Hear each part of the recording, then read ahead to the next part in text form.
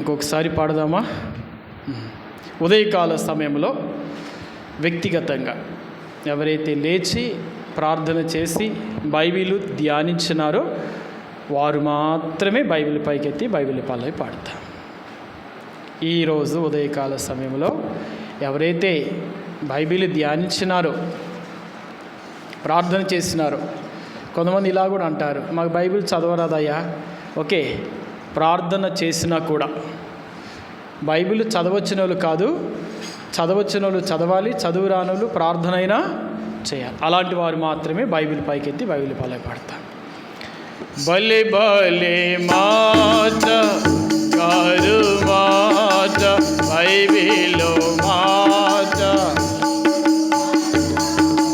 బలే బలే మాట గారు మాట బైబిలో మాట, సో మాట నా జీవితాన నీ జీవి మరువనే మాట, సో మాట నా జీవితాన నీ జీవితాన మరువనే మాట, సో మాట భలే భలే మాట,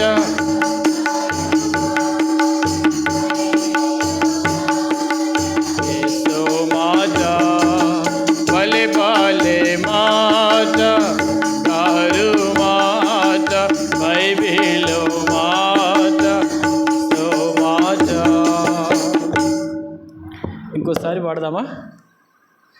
కుటుంబ ప్రార్థన ఎవరైతే చేసుకున్నారో వారు మాత్రమే బైబిల్ పైకెత్తి బైబిల్ పల్లవి పాడతారు.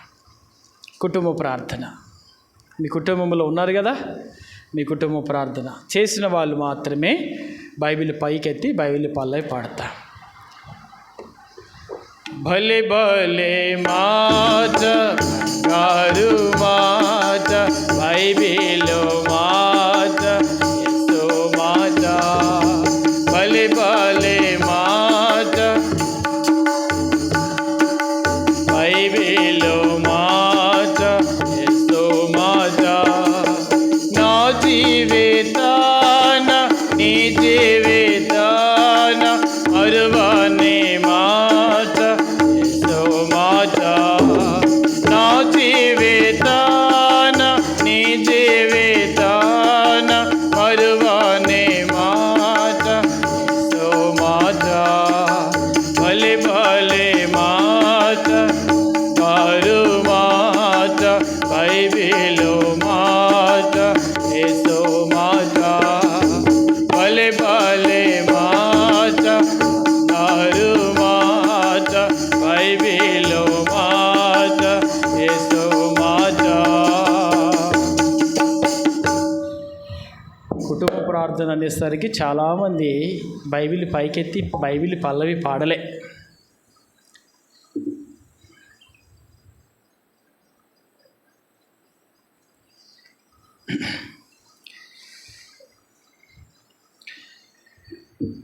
ఆరాధన అంటే ఏదో ఆదివారము మందిరానికి వచ్చాం, కూర్చున్నాం, వాక్యం విన్నాం, ప్రభుని ఆరాధించిన మాటలతో వెళ్ళిపోయినాం అనేది కాదు ఆరాధన అంటే.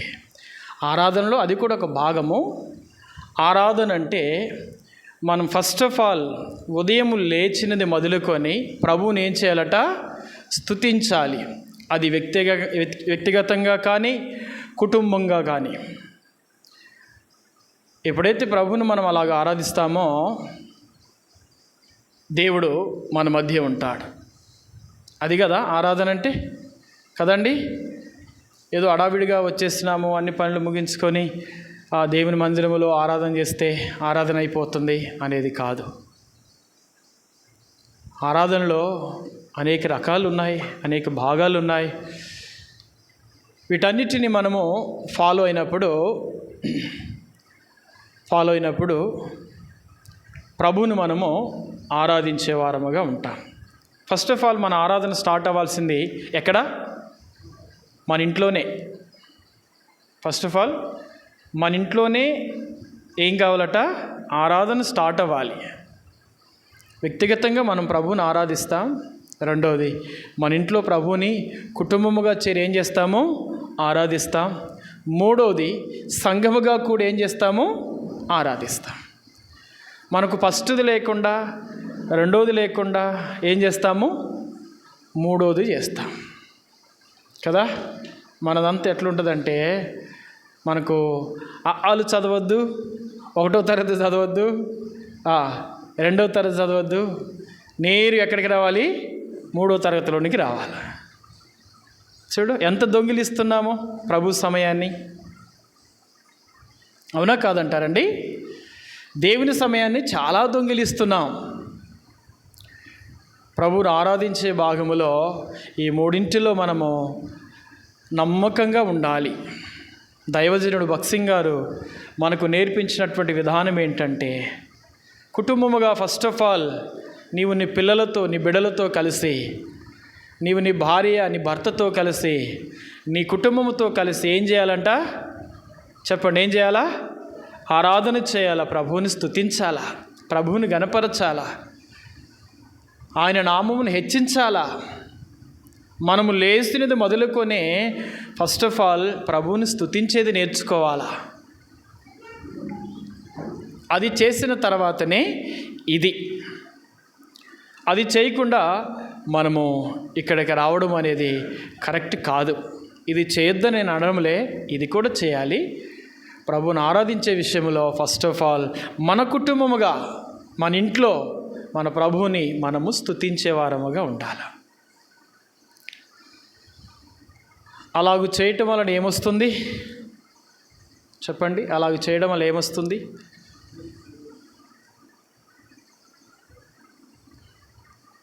మీలో చాలామంది కోరుకుంటారు ఏమనంటే, దైవ సేవకులు మా ఇంట్లో అడుగు పెడితే మంచిది అనుకుంటారు. అవునా? అనుకుంటారు. దైవ సేవకులు అడుగు పెడితే మంచిది. మరి దేవదూతలు కూడా మన ఇంటికి వస్తే ఇంకా మంచిది. దేవదూతలు కూడా మన ఇంటికి వస్తే ఏంటట? ఏంటి చెప్పండి? ఇంకా మంచిది. ఎప్పుడు వస్తారు మన ఇంటికి దేవదూతలు? మనం సోమరులుగా నిద్రపోతే, పడకల మీద ఉంటే దేవదూతలు వచ్చి ఏమవుతారంట? వెళ్ళిపోతారు. మనం ఎరుగుదుమో ఒక మనుషుణ్ణి 38 సంవత్సరములు పక్షవాయువు కలిగినటువంటి వాడుగా అదే స్థితిలో పడి ఉన్నాడంట. ఈ 38 సంవత్సరాలలో అనేక పర్యాయాలు, అనేక సార్లు దేవుని యొక్క దూతలు వచ్చి ఆ నీళ్ళని ఏం చేస్తున్నారట? కదిలిస్తున్నారంట. చెప్పండి, ఏం చేస్తున్నారు? కదిలిస్తున్నారు. నీళ్లను కదిలిస్తున్నారు. కానీ ఈ మనుషుడు బాగవకుండా అదే స్థితిలో 38 సంవత్సరాలు పడి ఉన్నాడు. కారణం ఏంటి? చెప్పండి అండి, కారణం ఏంటి? తాను లేవలేకపోతున్నాడు. ఆ నీళ్లు కదిలించిన సమయంలో ఎవరో ఒకరు తనకంటే ముందుగా వెళ్ళి అందులో దుముకుతున్నారు. తనకంటే ముందుగా వెళ్ళినటువంటి వారు ఏమవుతున్నారంట? బాగవుతున్నారు. అక్కడ ఎట్టి వ్యాధిగస్తుడైనా సరే, కుంటువాడైనా, గుడ్డువాడైనా, అంగహీనుడైనా, ఊచ చేతులు కలిగిన వాడైనా, ఏ బలహీనుడైనా బాగవుతున్నాడంట. కారణం ఏంటంటే, ఆ దేవుని దూతలు నీళ్లు కదిలించినప్పుడు ఎవడైతే గమనించి పరిగెత్తుకొని వెళ్తాడో, అక్కడికి వెళ్ళగానే ఫస్ట్ ఆఫ్ ఆల్ ఎవడు దూకుతాడో వాడు బాగవుతున్నాడు. చూడండి, ఆ మాట చూసి మనము వాక్యములోనికి వెళ్తాము. అనేక పర్యాయములు యోహాను సువార్త 5వ అధ్యాయము, యోహాను సువార్త 5వ అధ్యాయము 3-4 వచనాలు చదవండి ఒకరు. ఆయా సమయములకు దేవదూత కోనేటిలో దిగి నీళ్లు కదిలించుట కలదు. నీళ్లు కదిలింపబడిన పిమ్మట మొదట ఎవడ దిగినో వాడు ఎట్టి వ్యాధి గల్లవాడై ఉండెను.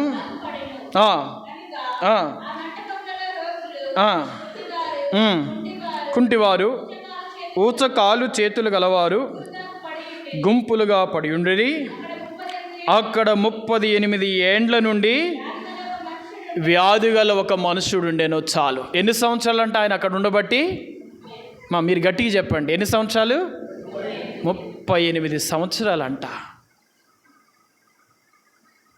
చూడండి ఎంత నిర్లక్ష్యమో.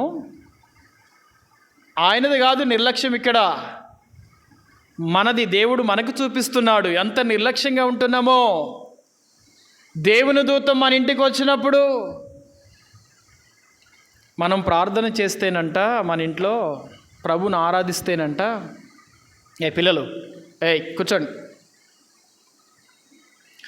ఆరాధన చేస్తేనంట దేవుని దూతలు వస్తారంట మన ఇంటికి. వస్తారండి? ఉందా బైబిల్లో? ఉందా లేదా? ఉందా? ఉంది. మనం ప్రార్థన చేస్తుంటే మన ఇంటికి దేవుని దూతలు వస్తారంట. వచ్చి ఏం చేస్తారు? మనం చేసిన ప్రార్థన, మన యొక్క ఆరాధనను ఏం చేస్తారంటే వారు ఆ బుట్టలో వేసుకొని దేవుని సముఖమునకు తీసుకొని వెళ్తారంట. దేవుని సముఖమునకు తీసుకొని వెళ్తారంట.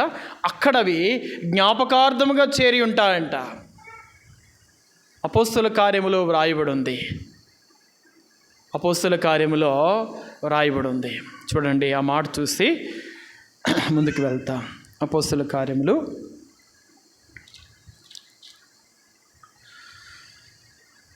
10వ అధ్యాయము. అపోస్తుల కార్యములు 10వ అధ్యాయము 4వ వచనము. అతడు దూత వైపు తేరి చూసి భయపడి, ప్రభువా ఏమని అడిగాను.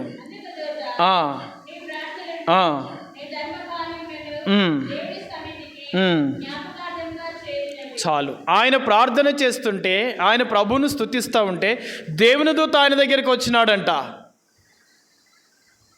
అర్థమవుతుందా నేను చెప్పేది? దేవుని దూత తన ఇంటికి, తన దగ్గరికి వచ్చినాడంట. చేసిన తన ప్రార్థనను దేవుని సన్నిధానమునకు తీసుకొని వెళ్ళినారంట. యాకోబు గురించి అనేకసార్లు వినుంటాం మనం. యాకోబు ప్రార్థన చేస్తూ ఉంటే, దేవుణ్ణి గణపరుస్తూ ఉంటే ఆకాశానికి భూమికి ఏమి ఇవ్వబడిందట? నిచ్చెన వేయబడిందంట. కొందరు దేవదూతలు ఎక్కుతున్నారంట, కొందరేమో దిగుతున్నారంట. మనము చేసిన ప్రార్థననేమో కొందరు తీసుకొని వెళ్తారు, మనకు జవాబునేమో కొందరు తీసుకొని వస్తారంట. ఎక్కడ ప్రార్థన ఉంటుందో, ఎక్కడ ఆరాధన ఉంటుందో అక్కడ దేవుని దూతలు వస్తారంట. ఆయన చేస్తూ ఉంటే ఆయన దగ్గరకు దేవుని దూతలు వచ్చినారంట. అంతేకాదు, యేసుక్రీస్తు వారు కూడా గెస్తమనే తోటలో ప్రార్థన చేస్తూ ఉంటే ఆయన దగ్గరికి కూడా ఎవరు వచ్చారంట? ఆయన సొమ్మసిల్లిపోయినప్పుడు ఎవరు వచ్చినారంట? దేవుని దూత ఆయన దగ్గరికి వచ్చి ఆయనను బలపరిచినాడు అని రాయబడి ఉంది.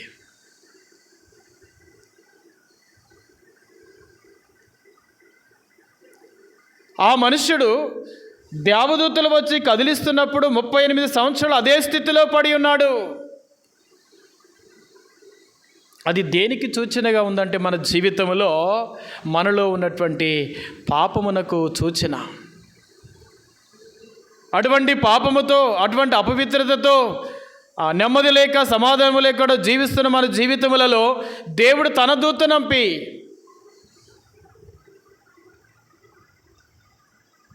ప్రభువైన యేసుక్రీస్తు వారిని లోకమునకు పంపి మనలను బాగు చేయుటకు ఆయన ఈ లోకములోనికి వచ్చినాడంట. చూడండి, కీర్తనలు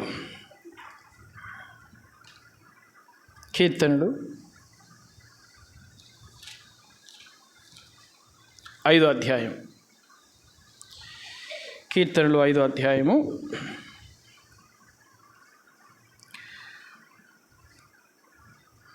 1-3 వచనాలు చూడండి.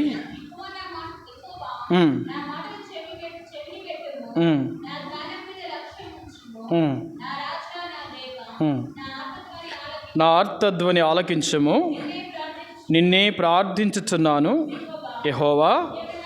ఉదయమున నా కంఠస్వరము నీకు వినబడును, ఉదయమున నా ప్రార్థన నీ సన్నిధిని సిద్ధము చేసి కాచియిందును చాలు. ఉదయమున కంఠస్వరం వినిపింపచేసేదను. ఉదయమున నా ప్రార్థన కాచి వేచి సిద్ధము చేసి ఉంచేదను. మనం ప్రార్థనను సిద్ధం చేసి అక్కడ ఉంచితే గనక మన ఇంటికి ఎవరు వస్తారంట? చెప్పండి, ఎవరు వస్తారు?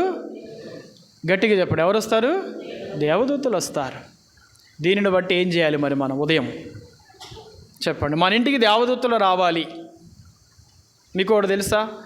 దేవుడు ఇశ్రాయేలీలు బ్రతకడానికి తినడానికి ఆహారమును వారికి ఇచ్చినాడు. ఆహారం పేరు ఏంటి? మన్నా. చెప్పండి గట్టిగా అందరూ, మన్నా. దేవుడు చెప్పినాడు, ఈ ఆహారమును మీరు ఏరుకొని వెళ్ళడానికి ఆ పాలెంలోనికి వెళ్ళండి. అది కూడా ఎప్పుడు వెళ్ళాలంట? సూర్యుడు ఉదయించక మునిపే. ఎప్పుడు వెళ్ళాలండి? సూర్యుడు ఉదయించక మునిపే మీరు అక్కడికి వెళ్ళండి, ఆ మన్నాని ఏరుకొని రండి. కొందరంట మనలాంటి వాళ్ళు, అంటే మీలాంటి వాళ్ళు కాదులండి, నాలాంటోడు ఎప్పుడు పోయిండంట? సూర్యుడు ఉదయించినాక ఎండ వచ్చిన తర్వాత పోయిండంట. పోతే ఆ మన్న ఏమైపోయిందంట? కరిగిపోయింది. ఎండొచ్చిన తర్వాత నువ్వు లేచి చేసేది ఏంటి? అలాగూ చేసి చేసి చేసి చేసి ఇప్పటికే 38 సంవత్సరాలు అయిపోయింది. ఆ టయానికి దేవదూతలు వస్తారు మన ఇంటికి. ఆ టయానికి దేవదూతలు వస్తారు. నీ ఇంటి దగ్గర ప్రార్థన సిద్ధం చేసి ఉంచే, ఆరాధన సిద్ధం చేసి ఉంటే తీసుకొని వెళ్తారు. 2వ రోజు వస్తారు, చూస్తారు లేదు. 3వ రోజు వస్తారు, చూస్తారు లేదు. ఇంక 4వ రోజు వస్తారా? ఇక రారు. ఇంకెందుకు వస్తారు?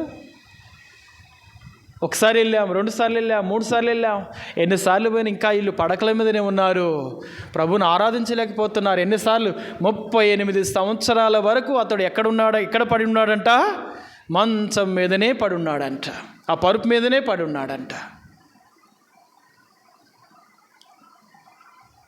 వాస్తవానికి ఒక మాట చెప్పాలంటే మనం ఏమనుకుంటామంటే మేము విగ్రహారాధన ఎప్పుడో విడిచిపెట్టామనుకుంటాం.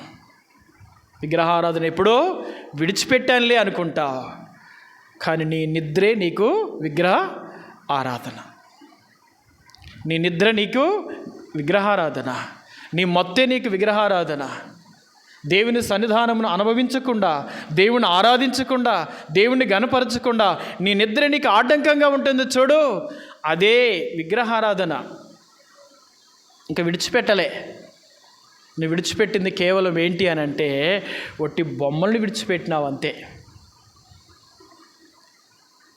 అలాగూ పూజించేది విడిచిపెట్టినావు అంతే. కానీ నీ నిద్రను మాత్రము విడిచిపెట్టాలి, నీ పడకను మాత్రము విడిచిపెట్టాలి, ఆ పాపం మాత్రము విడిచిపెట్టలే. అది విడిచిపెట్టినప్పుడే ప్రభువును నీవు ఆరాధించువానిగా ఉండగలుగుతావు. అది నీలో ఉన్నంత వరకు ఏదో ఫార్మాలిటీగా అందరితో కలిసి వస్తావు దేవుని మందిరానికి, కానీ ఆరాధన దేవునికి ఇష్టమైనదిగా ఉండదు. ఆరాధన దేవుని సన్నిధానానికి చేరదు.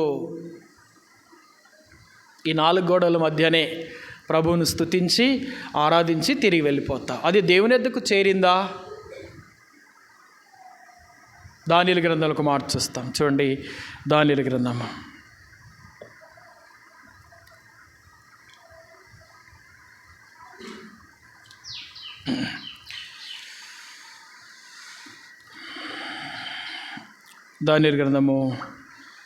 3వ అధ్యాయము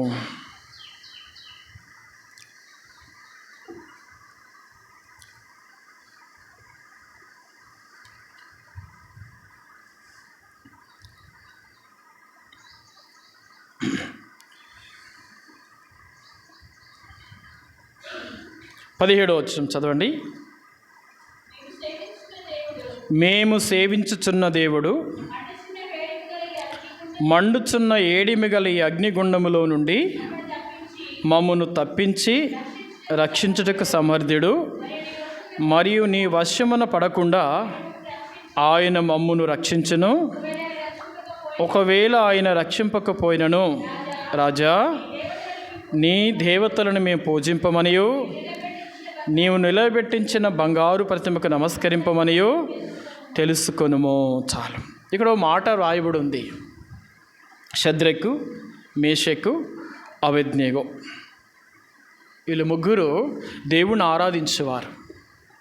వారు దేవుడు ఎలాంటి దేవుడని వారు ఆ ప్రజల మధ్య తెలియపరిచినారు అంటే, అదే నెబుకద్నెజరు అంటాడు, జీవము కలిగినటువంటి దేవుని సేవకులు వీరు అని గుర్తించగలిగినారు. షద్రకు, మెషకు, అబేద్నెగో ఒక మాట అంటున్నారు, మా దేవుడు జీవము కలిగిన వాడు, మేము ఆరాధిస్తే మా దేవుణ్ణి ఆరాధిస్తాము, కానీ నువ్వు నిలవబెట్టించిన ప్రతిమను ఆరాధించడానికి మాకు అవసరము లేదు రాజా, నీకు ప్రత్యుత్తరం ఇవ్వాలన్న చింత కూడా మాకు లేదు. ఎందుకంటే దేవుని వాక్యంలో వ్రాయబడి ఉంది, వారు భయపడవలసింది ఎవరికంట? చూడండి, మత్తయి సువార్త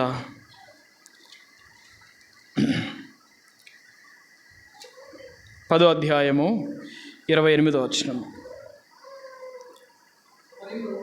మరియు ఆత్మను చంపనేరక దేహమునే చంపు వారికి భయపడకుడి, కానీ ఆత్మను దేహమును కూడా నరకములో నశింపజేయగలవానికి మిక్కిలి భయపడుడి. ఎవరికి భయపడాలంటండి?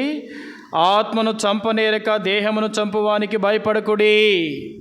ఈ లోకములో ఉన్నటువంటి వాడు ఒకవేళ దేహమును చంపుతాడేమో, వారు మ్రొక్కనందుకి వారినంట 7 అంతలు కలిగినటువంటి ఆ యొక్క అగ్నిగుండములో పడవేస్తాము అని చెప్పి ఆజ్ఞాపించినారంట.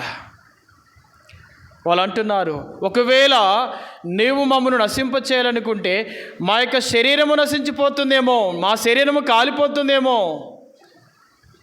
నువ్వు శరీరమును చంపగలుగుతావు, కానీ ఆత్మను మాత్రము చంపలేవు. ఈ ఆత్మతోనే ఆ దేవుణ్ణి మేము ఆరాధించగలుగుతాము, ఈ ఆత్మతో దేవుణ్ణి స్తుతిస్తాము. ఈ లోకములో మనుషులు ఒకవేళ దేహమును చంపగలుగుతారేమో, ప్రవీణ్ పగడాల గారిని ఆయన యొక్క శరీరమును ఈ లోకములో చంపినారేమో, కానీ ఆత్మ ఎక్కడ చేరుతుందంట?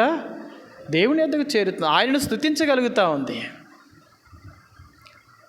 దేహమును చంపేవానికి భయపడకుడి, వారు అదే మాటను నెరవేర్చగలుగుతా వచ్చినారు. నువ్వు చంపగలిగితే దేహమును చంపుతావు, నువ్వు కాలుస్తే దేహమును కాలుస్తావేమో.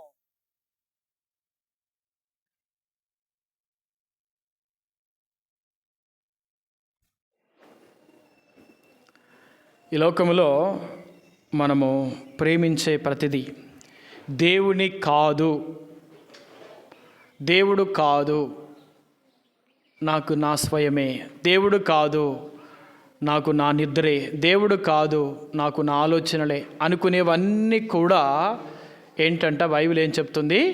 అది విగ్రహారాధన అని చెప్తుంది. దాని నుండి దేవుడు మనలను విమోచించినాడు, దాని నుండి దేవుడు మనలను రక్షించినాడు, దాని నుండి దేవుడు మనలను వెలుపలకి తప్పించి నడిపిస్తూ వచ్చినాడు.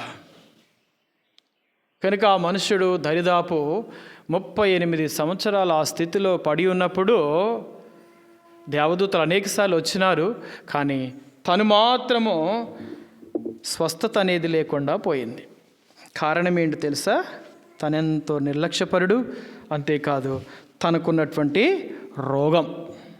ఏ రోగం అది? పక్షవాయు కలిగినటువంటి రోగం. మనకు ఈ లోకంలో ఒక రోగంతో జీవిస్తూ వచ్చినాము. ఏ రోగం అంటది? పాపరోగం. ఇది ఎంత భయంకరమైనదంటే ఈ యొక్క పాపరోగము, అందుకే దేవుని వాక్యంలో రాయబడి ఉంది, హృదయము అన్నిటికంటే మోసకరమైనది, అది ఘోరమైన వ్యాధి కలది. మన హృదయము, మన తలంపులు, మన ఆలోచనలు ఇవన్నీ చూస్తే ఎలాగున్నాయంటే బాల్యము నుండి కూడా చెడిపోయినటువంటి విధానములో ఉన్నాం. మన తలంపులు కూడా చెడిపోయినాయి, మన ఆలోచనలు చెడిపోయినాయి, మన ఊహలు కూడా చెడిపోయినాయి. సమస్తము కూడా పాపముతో కూడినటువంటిదిగా ఉండింది. అయితే అటువంటి పాపమును, అటువంటి శాపమును తీసివేసే దాని కొరకు స్వయంగా ప్రభువైన యేసుక్రీస్తు వారే ఈ లోకమునకు వచ్చినాడంట. తెస్సలోనికీ రాసిన పత్రిక 4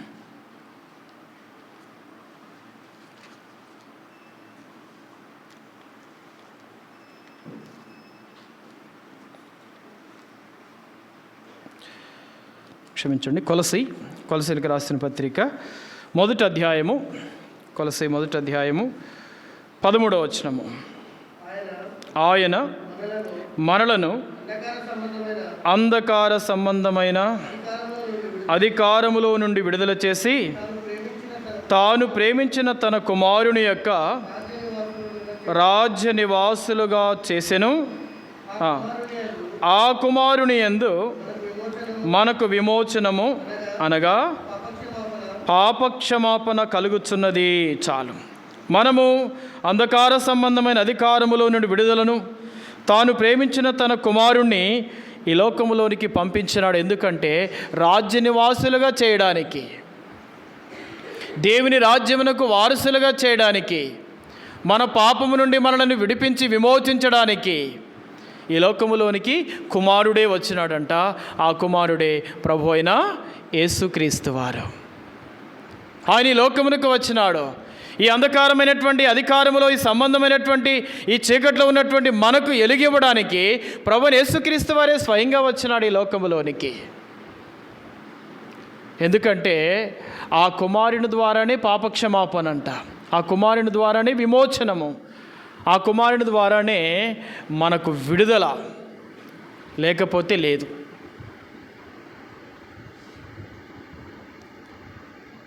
ఆ మనుషుడు ఆ స్థితిలో పడి ఉన్నప్పుడు, ఇన్ని సంవత్సరాలు ఆ స్థితిలో ఉన్నాడు, వానికి స్వస్థత కలగడం లేదు. స్వయంగా ప్రభువైన యేసుక్రీస్తు వారే దిగి వచ్చినారు. అడున్న ప్రాంతంలోకి వచ్చి ఒక మాట అడుగుతున్నాడు, అయ్యా నీకు స్వస్థత కావాలనా?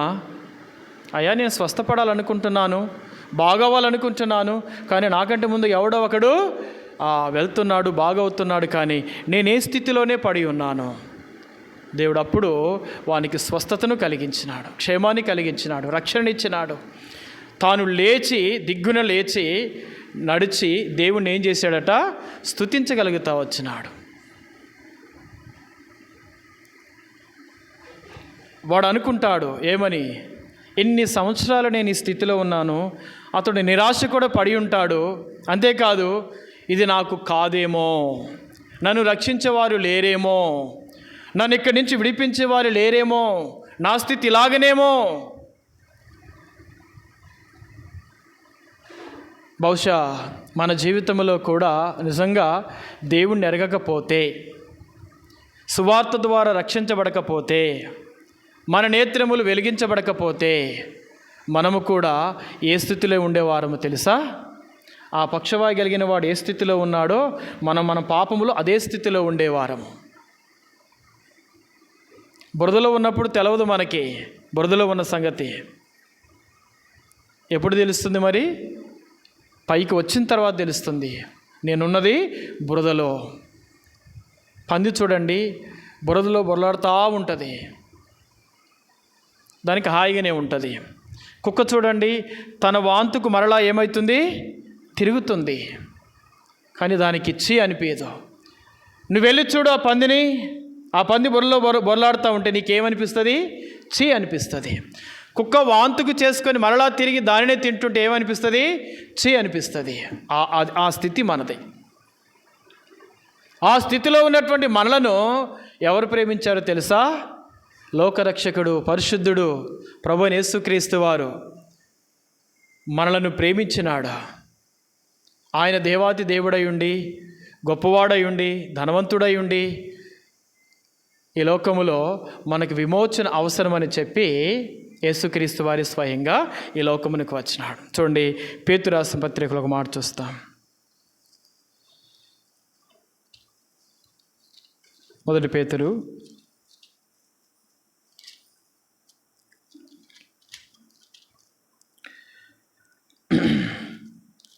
దేవుని సన్నిధానములో దేవుడు ప్రేమించి మన ఎడల తన కృపను చూపించి, మొదటి అధ్యాయం, మొదటి పేతురు రాసిన పత్రిక మొదటి అధ్యాయము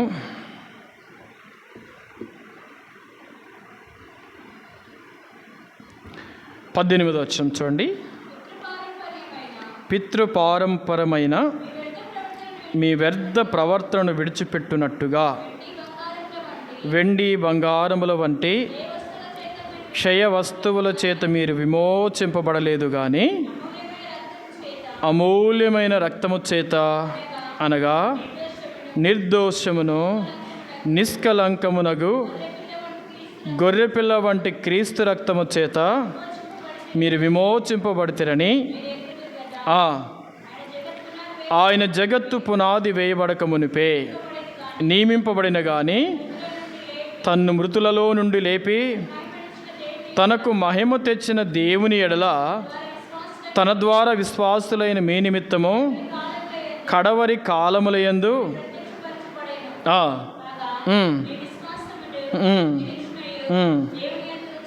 చాలు ఇక్కడ మాట చూస్తున్నాము. మీ వ్యర్థ ప్రవర్తనను విడిచిపెట్టినట్టుగా వెండి బంగారముల వంటి క్షయ వస్తువుల చేత మీకు విమోచింపబడలేదు. మీ వ్యర్థ ప్రవర్తన విడిచిపెట్టాలి అని అంటే ఈ లోక సంబంధమైన వస్తువులతో కాలేదు. అది వెండి కావచ్చు, బంగారం కావచ్చు, ఇంకేమైనా కావచ్చు. నీ వ్యర్థమైన ప్రవర్తన విడిచిపెట్టాలంటే నీ కొరకు ఒకరు ఈ లోకంలోనికి రావాలి. ఆ వ్యర్థ ప్రవర్తన పోవాలి అని అంటే ప్రభువైన యేసుక్రీస్తు ద్వారానే అది కలుగుతుందంట. మనలో ఉన్న వ్యర్థమైన ప్రవర్తన, చెడు తలంపులే కావచ్చు, ఆలోచనలే కావచ్చు, మనకున్నటువంటి క్రియలే కావచ్చు, ఇవన్నీ కూడా వ్యర్థమైనటువంటివి. ఈ వ్యర్థమైనవన్నీ కూడా ఈ లోక సంబంధమైన వాటితో పోలేదు. అవి పోవాలంటే యేసుక్రీస్తు వారి స్వయంగా రావాల్సి వచ్చిందంట. 19వ వచనం వ్రాయబడి ఉంది. ఏంటంటది? అమూల్యమైన రక్తము అనగా నిర్దోషమును నిష్కలంకమునగు గొర్రెపిల్ల వంటి క్రీస్తు రక్తము చేత విమోచింపబడితిరి. ఈ లోకము నుండి విమోచన కావాలంటే, ఆ పాపం నుండి విమోచన కావాలంటే, ఆ స్థితిలో నుండి మనం లేవనెత్తబడాలంటే అది కేవలము ప్రభువైన యేసుక్రీస్తు వారి ద్వారా మాత్రమే జరుగుతుందంట. అందుకనే ఈ లోకంలోనికి ఆయన కుమారుడిగా వచ్చినాడంట. ఆయన రక్తము కార్చటం వలన మనలో ఉన్న పాపములన్నీ కూడా, మన తలంపులు, ఆలోచనలు, ఊహలు అన్నీ కూడా, చెడిపోయినవన్నీ కూడా శుద్ధి చేయబడాలి అని అంటే ఆయన అమూల్యమైనటువంటి ఆ రక్తమును కార్చువాడై ఉండాలి. ఆయన అమూల్యమైన రక్తమును కార్చడం ద్వారా అబ్బా తండ్రి అని మనం మొరపెట్టినప్పుడు తద్వారా మనకు మన పాపమునకు ఏం కలిగిందట? విమోచనము కలిగిందంట. విమోచనము కలిగింది. చూడండి, యోహాను సువార్త ఒక మాట చూస్తాం. యోహాను సువార్త 4వ అధ్యాయం. యోహాను సువార్త 4వ అధ్యాయము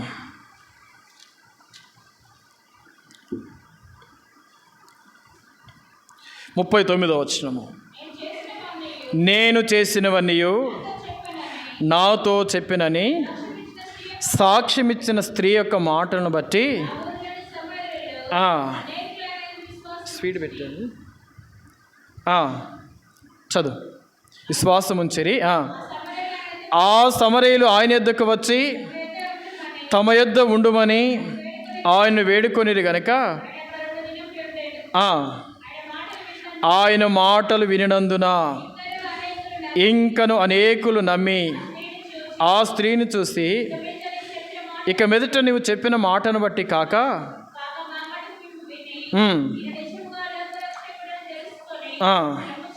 చాలు, ఎవరంటే అయినా నిజముగా లోకరక్షకుడు. అక్కడ మనము చూస్తున్నది సమరయ స్త్రీ. ఆమె జీవితం ఎలాగుండే ఒకసారి ఆలోచన చేయండి. సమరయ స్త్రీ జీవితం ఎట్లుంది? ఆమె తలంపులు ఎట్లున్నాయి? ఆమె ఊహలు ఎట్లా ఉన్నాయి? ఆమె ఆలోచనలు ఎట్లున్నాయి? ఆమె క్రియలు ఎలాగున్నాయి? ఇవన్నీ అంధకారమునకు సాదృశ్యముగా అంధకారములో దిగి ఉన్నది. అంధకార జీవితము. అయితేనంట యేసుక్రీస్తు వారు ఆమె దగ్గరికి వచ్చినప్పుడు ఆమెలో మార్పు అనేది వచ్చేసిందంట. ఆమెలో మార్పు వచ్చి ఆమె ఆ కుండను విడిచిపెట్టి ఊళ్ళోనికి పరిగెత్తి ఒక మాట అంటుంది. చూడండి, నేను చేసినవన్నీ నాతో చెప్పిన ఈ మనుషుణ్ణి చూడండి, ఈయన నిజంగా లోకరక్షకుడు కాదా అని ఆమె అంటే, అక్కడ ఇంకొంతమంది మారారంట. వాళ్ళు ఎవరు చూడండి. అక్కడ మారినటువంటి వారిలో చదవమ్మా. చాలు, ఆ ఊరిలో అనేకులు ఆయన విశ్వాసం ఉంచినారంట. వారెవరట? సమరయులు. ఎవరండి వాళ్ళు? సమరయులు. సమరయులు అంటేనే పాపముతో కూడినటువంటి జీవితాలు. ఒక్క సమరయ స్త్రీ మారింది, ఒక్క సమరయ స్త్రీ జీవితము మార్చబడింది. ఒక్క సమరయ స్త్రీ తన పాపమును విడిచిపెట్టింది. ఒక్క సమరయ స్త్రీ తన యొక్క జీవితం అంతటిని కూడా జ్ఞాపకం చేసుకొని, ఇది పాపము, ఇది అంధకారము, ఇది చీకటి అనుకునింది. దానంతటి కూడా విడిచిపెట్టింది. సమరయ స్త్రీ మార్చబడిన తర్వాత అక్కడ కొందరు విశ్వసించినారంట. వారిలో విశ్వసించిన వారందరూ ఎవరున్నారంట? సమరయులేనంట. వారు విశ్వసించిన వారందరూ కూడా సమరయులేనంట. చూడండి ఎంత గొప్ప ఆశ్చర్యమో. అక్కడ ఏమంటున్నారు తెలుసా? నువ్వు చెప్పినదే కాదు, మా మట్టుకు మేము చూసి నమ్ముతున్నాము. నిజముగా ఆయన ఎవరంట? లోకరక్షకుడు. ఆమె జీవితం చూసినారు. ఆమె జీవితం చూస్తే నిజముగా ఎంత చెడిపోయినటువంటి జీవితమో. తలంపులైతేంది, ఊహలైతే, ఆలోచనలైతేంది, అన్నీ కూడా చెడిపోయినటువంటివే. సమరయ స్త్రీ గురించి మాట్లాడుకున్న వారే తప్ప మాట్లాడిన వారు ఎవరూ లేరు. ఆమె జీవితం గురించి మాట్లాడుకున్న వారే, ఆమెను ఎలివేసిన వారే, ఆమెను హెచ్చరించినటువంటి వారే, ఆమెను వేలు పెట్టి చూపించినటువంటి వారే. తన బంధువులే ఉన్నారు, తన స్నేహితులే ఉన్నారు, సమరయులే ఉన్నారు అక్కడ. వారందరూ అంటున్నారు ఇప్పుడు చూసి, నిజముగా నువ్వు చెప్పేదాన్ని బట్టి కాదు, నీ జీవితం చూస్తే చాలా చక్కగా మార్చబడింది. నువ్వు చెప్పేదాన్ని బట్టి కాదు, ఇప్పుడు మేము చూసి నమ్ముతున్నాం. ఈయన నిజముగా లోకరక్షకుడు. అది కాదా ఆరాధన అంటే? మన జీవితం మార్చబడి ప్రజల మధ్య, ఇతరులు ఆయనను హెచ్చించి గణపరిచేదే ఆరాధన. యేసుక్రీస్తు వారు ఆ సమరయ ప్రాంతానికి వచ్చినప్పుడు అక్కడ ఉన్నవారు అంటున్నారంట, అయ్యా ఇంకొక 2 రోజులు మా దగ్గర ఉండు. ఎందుకు ఆయన బతిమలాడుతున్నారు తెలుసా? 2 రోజులు మా దగ్గర ఉండు అని ఎందుకు బతిమలాడుతున్నారంటే, వారి జీవితాలన్నీ కూడా ఏమైపోయినాయంట? మార్చబడ్డాయంట. వారి జీవితాలు మార్చబడ్డాయి. ఒక ప్రాంతంలో ఒక స్థలం ఉండినంట. దాని పేరు స్టువర్టిపురం. ఈ స్టువర్టిపురంలో అందరూ దొంగలేనంట. వినండి, అందరు ఎవరంట? దొంగలు, దొంగతనం చేసేవారంట. ఆ దొంగతనం చేసేవారి జీవితాలన్నీ కూడా మార్చబడ్డాయంట. ఆ ఊరి పేరు ఇప్పుడు ఏమని మారిందంటే సువర్ణాపురము అని మారిందంట. సువర్ణాపురం. అసలు అందులో ఆ ఊరోళ్ళందరూ దొంగలేనంట. వాళ్ళ పని ఏంది అంటే, వాళ్ళు ఏమైనా పని చేసుకుంటారా అని అంటే, వాళ్ళు చేసే పని ఏమీ లేదు. ఏం పని చేస్తారంట? దొంగతనాలు చేస్తారంట. ఒకసారి పోలీసుల చేత పట్టబడ్డారంట. పట్టబడితే అందులో ఒకడిని అడిగినట్టు, అరే మీరు ఇంత నైపుణ్యంగా ఎట్లా దొంగతనం చేస్తారు? అసలు మీకు ఇది ఎవరు నేర్పించారు అంటే, ఆడన్నాడంట, సార్ ఇంత నైపుణ్యంగా దొంగతనం చేయడం అనేది మా పుట్టుకతో నుండే మాకు వచ్చేసింది. ఇప్పుడు మీరు ఇక్కడ ఉండండి, మీ ఇంట్లో నేను ఏం చేసి వస్తాను? దొంగతనం చేసి వస్తాను అన్నాడంట. దొంగతనం చేసి వస్తాను. అది ఎట్లా సాధ్యం? నన్ను చేసి రమ్మంటారా? సరే పో, చేసిరాపో. తన ఇంటికి వెళ్ళిపోయినాడంట. తన ఇంటికి వెళ్ళిపోయి వాళ్ళ భార్య కిచెన్లో ఉందంట. ఈయన పోయి ఆ కిచెన్లో ఉన్నటువంటి ఆమె మీద ఏదో రంగు చల్లినాడంట. చల్లితే ఆమె బట్టల మీద అంతా రంగు పడిందంట. అయ్యయ్యో ఇదేంటి రంగు పడిందని చెప్పి ఆమె చూసుకొని దాన్ని మార్చుకొని దాన్ని బయటేసి ఈమె లోపల పని చేసుకుంటుంటే, ఆ దొంగడు లోపలికి వెళ్ళి ఆ శారీని తీసుకొని ప్యాక్ చేసుకొని వచ్చి వాళ్ళ పోలీస్ ఆయన ముందు వేసినాడంట. చూడండి సార్, ఇది మీ భార్యది, నేను దొంగతనం చేసి వచ్చిన. ఇది మీ భార్యదా కాదా ఫోన్ చేసి కనుక్కోండి. నువ్వు 10 నిమిషాల కంటే ముందు ఏ చీర కట్టుకొని ఉన్నావు అడుగు. ఫోన్ చేసినాడంట. వాళ్ళ భార్యని అడిగినాడంట, ఇదిగో పలానా చీర ఇదే కట్టుకున్నావు నీవు? అదే కట్టుకున్నా. ఉందా ఇప్పుడు? లేదు. ఎట్లా చేసినావురా ఏంటనంటే ఇది జరిగిందంతా చెప్పినాడంట. అలాంటి దొంగలు అంటే వారి జీవితాలు అప్పటికీ మార్చబడలే. కానీ ఎప్పుడు మార్చబడ్డాయంట? ఎప్పుడు మార్చబడ్డాయి? విమోచకుడైనటువంటి, లోకరక్షకుడైనటువంటి, పాప విమోచన కలిగించేటువంటి యేసుక్రీస్తు వారిని అంగీకరించినప్పుడు వారి జీవితాలు మార్చబడ్డాయి. వారందరూ కూడా, గ్రామం అంతా కూడా మార్చబడతా వచ్చిందంట. వాళ్ళని అడిగినారంట, అరే ఎన్ని ప్రయత్నాలు చేసినా మీలో మార్పు అనేది రాలేదు, ఎవరు తీసుకొచ్చారు ఈ మార్పు అని అంటే వారు చెప్పినారంట, మేము నమ్మినటువంటి దేవుడు జీవము కలిగిన దేవుడు, మేము నమ్మిన దేవుడు విమోచకుడు, మేము నమ్మిన దేవుడు పాపములో ఉన్నామని గమనించి మేము రక్షించబడడానికి ఆయన మా మనోనేత్రములు ఎలిగింప చేస్తూ వచ్చినాడు. ఇది కాదా ఆరాధన అంటే? మన జీవితము మార్చబడమే ప్రభువుని ఆరాధించటము. మన జీవితం మార్చబడకపోతే ఏమని ప్రభుని ఆరాధిస్తావు? చూడండి, అక్కడ మాట రాయబడి ఉంది, ఇంకో మాట యోహాను సువార్త 4వ అధ్యాయంలోనే. యోహాను సువార్త 4వ అధ్యాయము 40వ వచనం చూడండి. ఆ సమరయులు ఆయన యొద్దకు వచ్చి తమ యొద్ద ఉండుమని ఆయనను వేడుకొనిరి గనుక చాలు. ఇంతకుముందు మా జీవితాలు మార్చబడలే, ఇప్పుడేమో నీ వచ్చుడి ద్వారా మా జీవితాలు మార్చబడ్డాయ్యా, ఇంకా మార్చబడతాం, 1-2 దినములు మాతో కూడా ఉండు. ఒక్క సమరయ స్త్రీ కాదేనండి ఆరాధించింది, అక్కడ సమరయులందరూ ఏమైనారంట? ఆరాధించినారంట.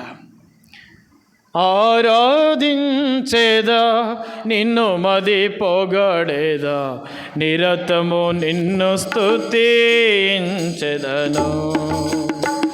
ఆరాధించేదా నిన్ను మది పొగడేదా, నిరతము నిన్ను స్తుతించెదను. ఒక ఆమెను అడిగినారంట నిద్రపోతుంటే, ఎందుకమ్మా నువ్వు నిద్రపోతున్నావు అని అడిగినారంట. ఎందుకమ్మా నిద్రపోతున్నావు అని అడిగితే ఆమె అన్నదంట, అయ్యా వారం రోజులయ్యా నాకు నిద్ర లేక. ఎందుకు లేదమ్మా అని అంటే, మా ఇంట్లో పడుకుంటే నాకు నిద్ర పట్టట్లే, శాంతి లేదు, సంతోషం లేదు, పడుకుందామంటే నిద్ర రావట్లే, నిద్ర మాత్రలు వేసుకున్నా కూడా నిద్ర రావట్లేదయ్యా, ఎందుకో కానీ చర్చిలకు వచ్చి కూర్చోగానే ఏమొస్తుంది, నాకు నిద్ర వస్తుంది, అందుకే చర్చికి వస్తాను నేను అన్నదంట. ఇక చూడు, నిద్రపోకండి, వినండి అమ్మా. మీరు నిద్రపోతే ఎట్లా? వాక్యం వినాలా, ప్రభుని ఆరాధించాలా. మన జీవితాలు దేవుడు ఏం చేసిండు? మార్చేసిండు. మన జీవితంలో మార్చిన దేవునికి రుణస్థులు మనం. ఏమిచ్చినా కూడా ఆయన ప్రేమ రుణం తీర్చలేము. అందుకని దేవుడు ఒక మాట అన్నాడు, విరిగి నలిగినటువంటి హృదయముతో ప్రభుని ఏం చేయాలట? ఆరాధించాలంట. ఆత్మతో సత్యముతో ప్రభుని ఆరాధించాలి. దేవా, నా జీవితంలో ఎన్నో మేలులు చేసినావు, అంతేకాదు నన్ను విమోచించినావు, పాపములో చీకట్లో ఉండగా వెదకి రక్షించినావు. రక్షించబడిన వానికే ఆ విలువ అర్థమవుతుంది, రక్షించబడినటువంటి వానికి ఆ విలువ అర్థము కాదు. ఆ సమరయులు ఆ మాట చెప్తున్నారు, అయ్యా ఇదివరకైతే మా జీవితాలు ఇలాగుండే, ఇప్పుడైతే ఈమెను చూసి కేవలము ఆమె విశ్వసించింది. ఒక్క సమరయ స్త్రీ ఎంతమందిని మార్చిందట? అక్కడ రాయబడింది, ఇంకొందరు సమరయులు అని రాయబడింది. ఇంకొందరు సమరయులు కూడా ప్రభుని ఆరాధిస్తున్నారు, ఇంకొందరు సమరయులు కూడా ప్రభుని గణపరుస్తున్నారు, ఇంకొందరు సమరయులు మాతో కూడా నీవు ఉండాయా అని కోరుకుంటున్నారు. ఎందుకంటే ఆయన చేసినటువంటి ఆ కార్యము మామూలుది కాదండి. ఒక వ్యక్తి మార్చబడాలంటే, ఒక వ్యక్తిలో రక్షణ కార్యం జరగాలంటే అది ఎవరి ద్వారా జరుగుతుందంట? దేవుని ద్వారానే జరుగుతుంది. ఇక్కడ కూర్చున్న వాళ్ళందరూ చెప్పండి, ఎవరైనా మార్చినారా మిమ్మల్ని? ఎవరైనా మార్చినారండి? ఎవరు మార్చలే. ఒక మనుషుడు చెప్తే మారే కాదు మన హృదయాలు. ఆయన ఏంటో రుచి చూసి తెలుసుకొని మార్చబడినటువంటి వారము, మార్చబడినటువంటి వారం. నా జీవితంలో నా మట్టుకు నేను కూడా చెప్పగలను, ఎక్కడో నశించిపోవలసినటువంటి వాడను. ఒక సందర్భంలో నేను చదువుకున్నటువంటి టైంలో హాస్టల్లో ఉన్న, ఆ రోజు నేను స్కూల్కి పోలే, హాస్టల్లో ఉన్నాను. వార్డెన్ వచ్చినాడు, వార్డెన్ సార్ వస్తే ఆయన చూసి భయపడ్డాను. నేను హాస్టల్లో స్కూల్ పోకుండా ఉంటే ఏమైనా అంటాడేమో అని భయపడి హాస్టల్ వెనక్కు బయటికి వెళ్ళిపోయినాను. మా హాస్టల్కి దగ్గరలో ఒక పాడుబడ్డ బావి ఉంటుంది, పెద్ద బావి, అది చాలా లోతైనటువంటి బావి, పాత బావి. అక్కడ ఒక భయం ఉండే, ఏమంటే అందులో ఎవరో ఒక ఆమె చనిపోయింది, ఆమె దయ్యమే తిరుగుతుంది అని అనుకునే వాళ్ళం పిల్లలం. అప్పుడు తెలియదు కదా, పిల్లలు అనుకునే వాళ్ళం. అసలు అటువైపు చూడాలంటేనే భయపడేవాళ్ళం. అయితే ఆ చెట్టు మీద ఏముండేనంటే మేడి చెట్టు ఉండే, పెద్ద మేడి చెట్టు, ఆ బావి ఎడలిపుని ఉండేది. నేను వెళ్ళి వార్డెన్ సార్ లోపలికి వస్తే నేను బయటికి వెళ్ళి ఆ చెట్టు ఎక్కి కాయలు కోసుకుంటున్నాను, మేడి పండ్లు కోసుకుంటుంటే ఈ జేబు నింపుకున్నాను. ఇంకొక కాయ చాలా బాగుంది. మేడి పండు ఎట్లుంటుందండి, మేలిమై ఉంటుంది కదా, చాలా చక్కగా కనబడుతుంది.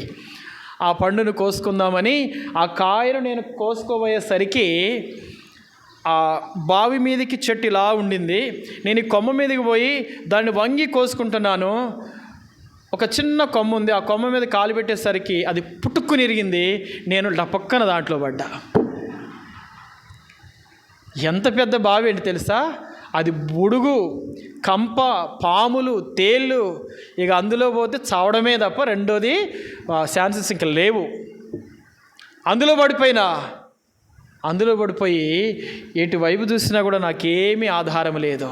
ఆ బుడుగులో ఈ కాలు తీస్తూ ఉంటే ఈ కాలు పోతూ ఉంది, ఈ చేతులు ఇట్లా పెడితే 2 చేతులు పోతూ ఉన్నాయి.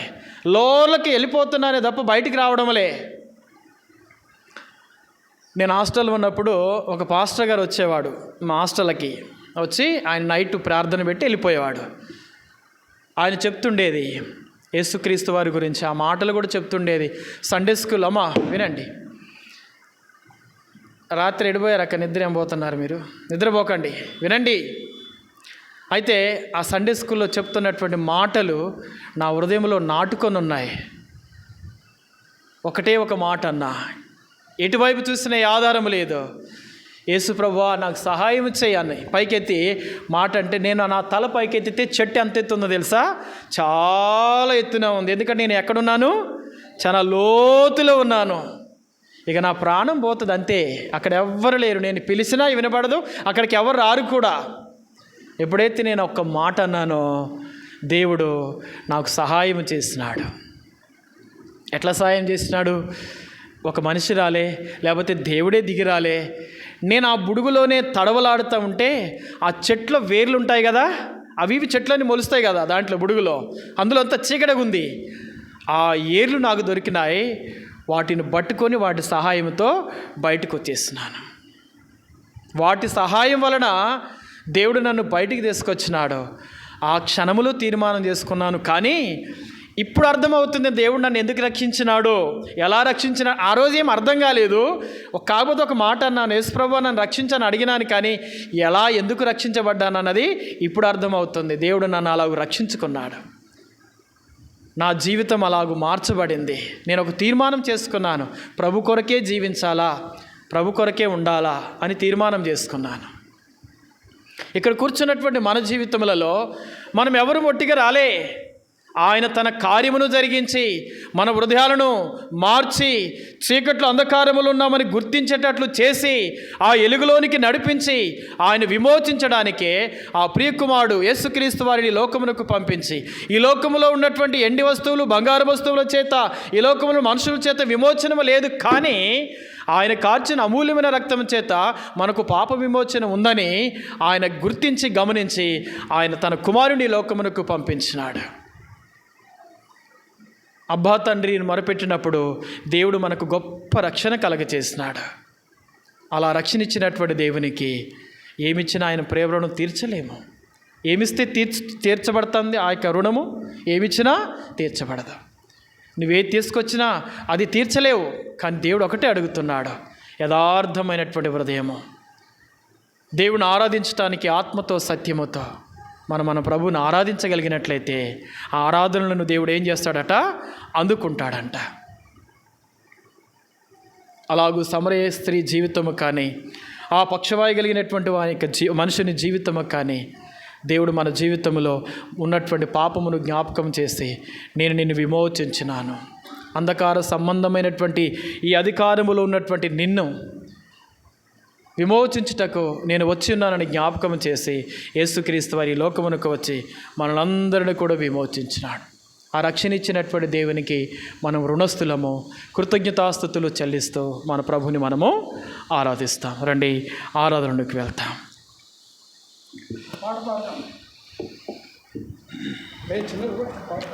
మనమంతా లేచి నిలబడి ఒక పాట పాడుతుంటాము. సండే స్కూల్ పిల్లలు సండే స్కూల్కి వెళ్తారు.